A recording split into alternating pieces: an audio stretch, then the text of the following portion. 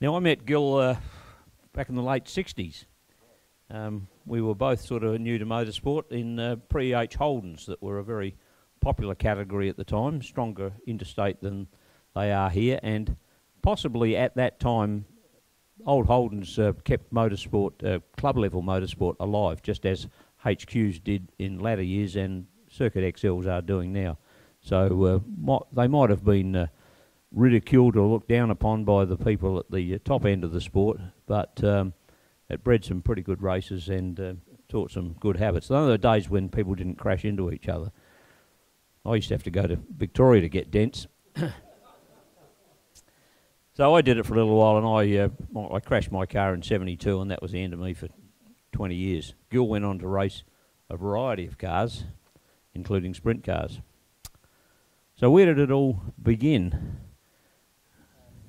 I came from a fairly non-motorsport family. My dad was a carpenter, and my big brother wasn't interested. He was a footballer.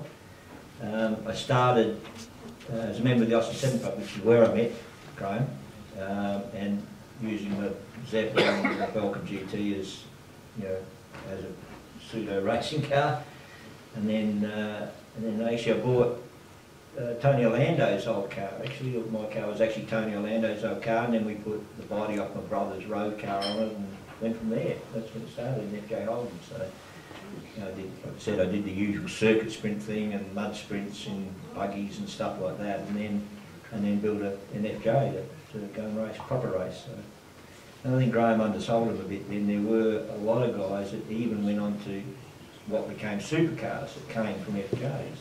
Really, a lot of people did drive them, and drive them very well, and then went on further in the sport. So. There was those of us who didn't drive them that well, but kept going.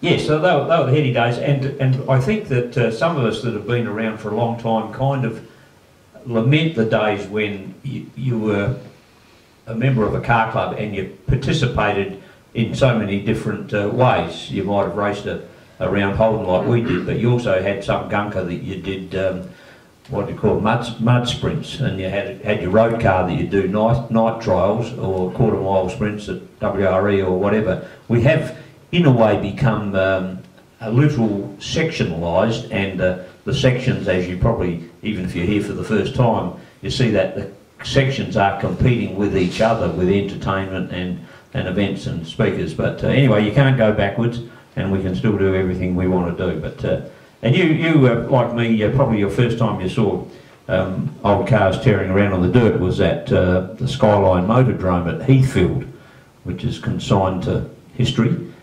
Yeah, it's Heathfield High's football oval now, I believe. That's what it is now. But yeah, my dad, my mother's family were all from Stirling, which is just around the corner.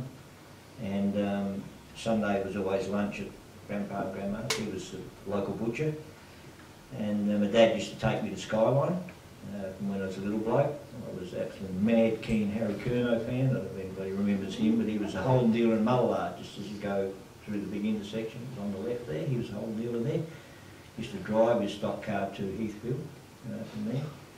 And I was a mad keen Harry Curnow fan, and I was absolutely infatuated with it. I'd stand there at the fence, and the old man would he'd wander off with my uncles and my other brothers, but I just couldn't get enough of it. It was just, that's when it all started, and I was probably 5 years of age, I think. I was about 5 or 6 years of age. Yeah, good time. And I said I went from there.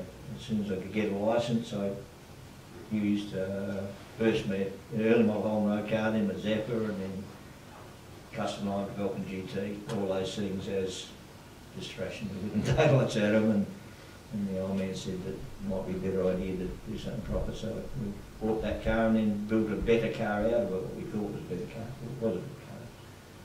And became creative from then on, and that's why there's a panel of scrutineers standing there, sitting here in front of me. I'm not going to say anything about what I did. Don't And Skyline Motordrome was unique in that it had boards around the outside, but 44-gallon drums, empty 44s in the inside. So, sort of stewards of today would have a bloody heart attack if Yeah, they had to deal with that. An interesting thing, it was, sorry, right? Yeah. But the interesting thing about it, you think a lot of the founding members of this club raced there, Clint Smith and all these people raced there, but it was actually set up to give money back to the community. That was the whole idea of it originally when Ray Evans set it up. I never knew this, I've only just researched this because I was a little kid, so it didn't worry me as long as the car's on the track. But that's why it was set up, because they had to get 3 lawyers to say that racing of that type was actually legal. Yeah, it's an interesting thing. When you actually look into it, it's actually quite an interesting history, and they set it up for the community, which is pretty good. Pretty good. Yes, yes, history shows that a lot of the early motorcycle and car events were fundraisers for the Children's Hospital or the Mothers and Babies or something like that. Now we do it for ourselves. Your first mechanicking was at the, what do I call the MTT, the tramways? You did your apprenticeship there? Yeah, correct. Yeah, I did my apprenticeship there on buses, but I used to get in so much trouble that they put me down the garage with all the Holdens, doing the Holdens, which is what I wanted to do any rate. And that was pretty good because I was really good friends with the old bloke that used to wash the underneath of the buses. So he knew I was around, so he'd wash all. Was he called Dirty Harry or something like that? No, it was actually Filthy Bill, actually. Yeah, old Bill Dunn, he was, great big bloke. Freezing cold, out there with a pressure cleaner under a bus, and he'd wet the concrete down for me. I'd come down there and HRU back to second power slide around there. It was great fun. And in spite of all that, you got an award from General Motors as the top motor mechanic apprentice for the year. For 5 years, sorry, 5 years. I did a 5-year apprenticeship and then somehow lucked into the General Motors Award at the end of that, which was pretty cool. And they took myself and one from each state to Melbourne, where we did a study tour. That was only a week, and then for Adelaide for a week, and then at a restaurant one day, one of the top guys came to me and he said, "How would you like to come work for General Motors?" I said, "Nah, I've got better things to do." I don't want to do that. Yeah, right. I'm still working, I'm 71 years of age, I've got nothing. Good deal. Don't ask me to make any decisions for you. You're not a financial advisor. That's okay. So having achieved that award, you got an out of the blue phone call from fellow club member John Walker.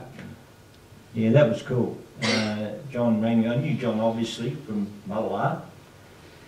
And he rang me up and he said, I'm going to pick you up and we're going to go and meet this guy by the name of Hamish Henry.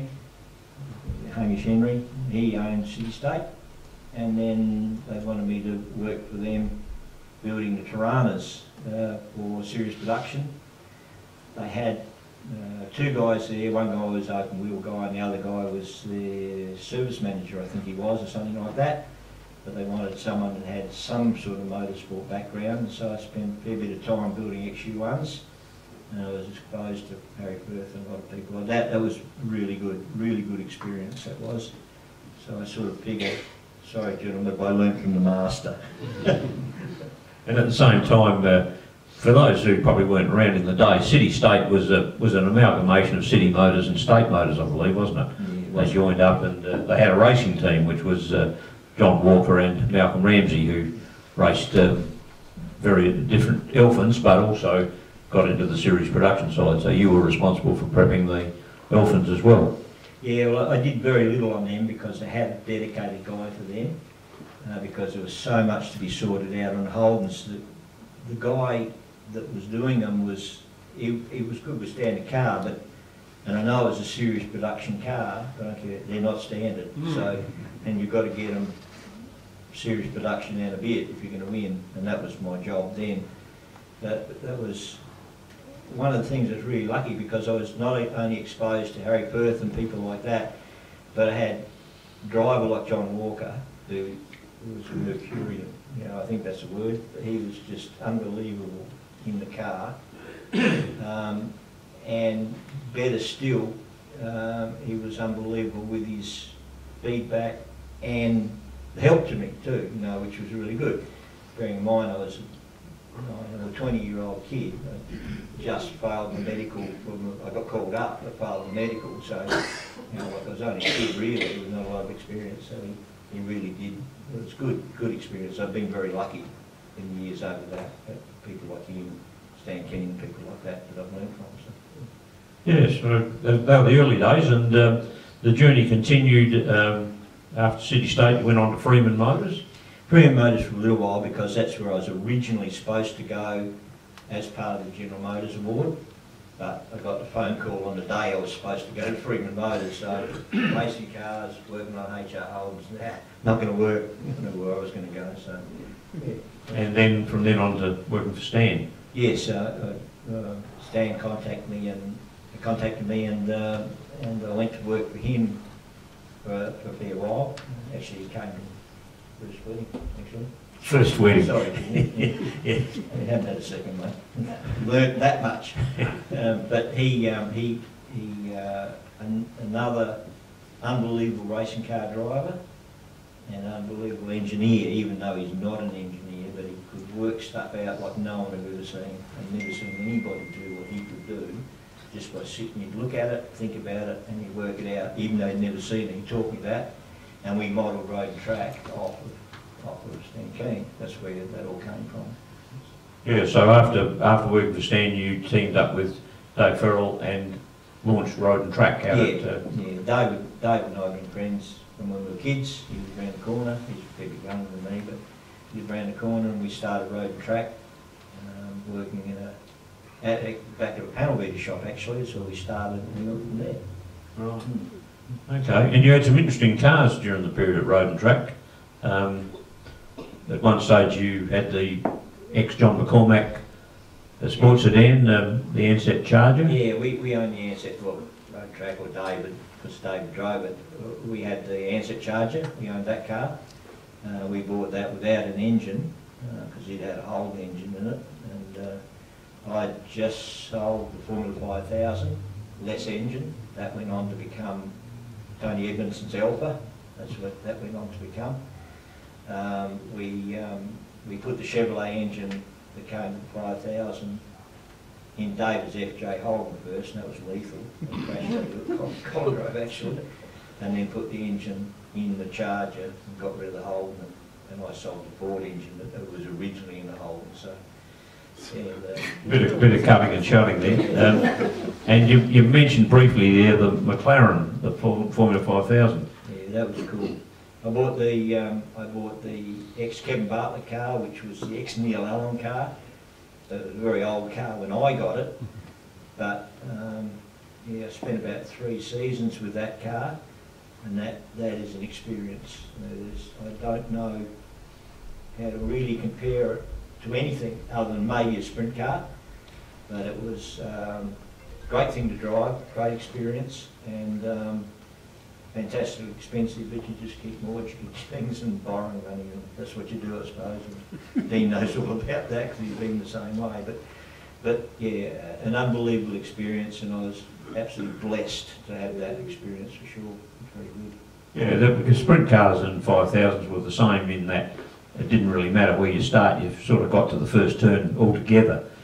Yeah, I can remember, I've actually told this before to another group of people, but it's a funny thing that first corner in, well, sprint cars are a little bit more chaotic, but in Formula 5000, somewhere like Oran Park, which was downhill and very fast in the first corner, I talked to people, and I think that if there were 200 people in the room, there'd only be probably one person there that has experienced that, and it is experienced, very hard to describe. But it is a breathtaking experience. The amount of stuff that's going on is just incredible. It really is. So in that case, you actually hold your breath. So. Yeah, I suppose. You say a couple of prayers sometimes, I suppose. That'll work. The sprint car, usually things go silent for a while because you know you're upside down in the air, and then it'll start crashing and banging again. But I got pretty good in the end. I could switch it off in mid-air, so that was pretty good. And you raced with guys like George Tatnell and Gary Rush? Yeah, I did. A lot. Had a lot to do with Rush. A very private person. When my son made that film, he generously gave us a whole morning of an interview, which is in that film. Could I just clarify something about the film? Yeah, go ahead. Yes. Well, just one thing when they said about a woman's frame not being strong enough to drive a sprint car. That's not really right, and Jenny will confirm this. The lady that was interviewed there was Melinda Dumsey. She's wife of Max Dumsey, multiple Australian champion in just about everything. But she was, when she'd just given birth to, I think, her first child, she was racing in Mount Gambier and breastfeeding a child between heats. And I think that is sensational. You get a lot of blokes that they have to have. They wouldn't be doing the breastfeeding anyway. Be an ugly look, Graham. Be an ugly look. But I just think that, you know, and she's not exceptional, you know, it's not, but I just think that it was, when I say she's not exceptional, she's not alone in what she can do, but she's an exceptional person, and it's not quite right they're not strong enough, because she led all the champions like Steve Kinser and people at Knoxville one day, and it was only her nerves. Now she thought, oh, I might get run over. She was actually leading them and then let them go past, you know. So yeah, exceptional. So it's not quite right, that bit of it, that it was put in there to just create a bit of talk. So. Yes. We've learnt that depicting women as being lesser than men is fraught with danger, and well, I'm not stupid. I'm going to go home tonight. So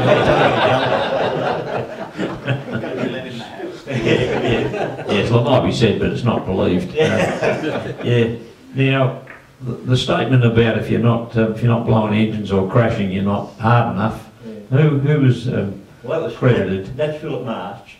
Oh, it's Phil March. Phil March, yeah. And it's if you're not crashing or going or winning, you're not going hard enough, and that's where the title comes from. He was the first one James interviewed for the film, not me. It was Philip. He came back from Germany to do that, and Philip is a shining example of a tough competitor. Mm-hmm. You know, like he really never ever say die. He wore the riding up the sidewalls of my tyres lots of times, and we used to really go at it. And afterwards, you know, like it was good on you. Never ever harsh word. Real competitor, and a good man.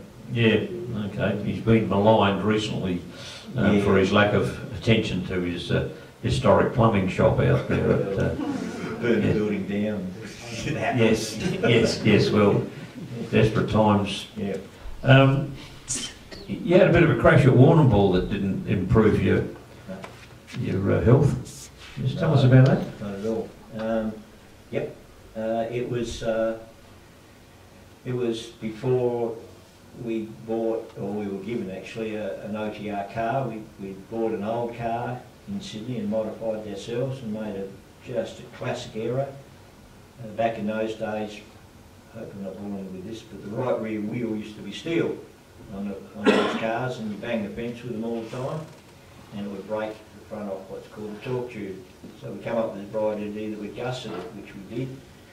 I had a lapping a car, he came off the fence, drove in the right rear, flipped me end for end, and it came down on the curbing, which was probably no wider than that coping there on the dance floor there, on its tail, and the diff went straight through the seat.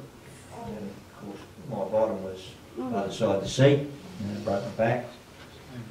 And they took me to Warrnambool Hospital, or base hospital, and they told my dad, when you walk again, crush my spinal cord. Well, it had, but luckily it didn't sever it. They could not see it on scan. They said, but they thought it was severed, but it wasn't. They bolted me in a frame, bolted my head and everything in a frame. But after a week I could move my feet. And luckily the speedway community is reasonably tight in a way. And Bill Barrows actually organised to promote it, to drive me down to Mount Gambier. That was an experience, I tell you. Got me out of the train. That was a very bad experience. And then flew me home. And I could walk within a while. Well, I suppose a couple of weeks I could walk properly.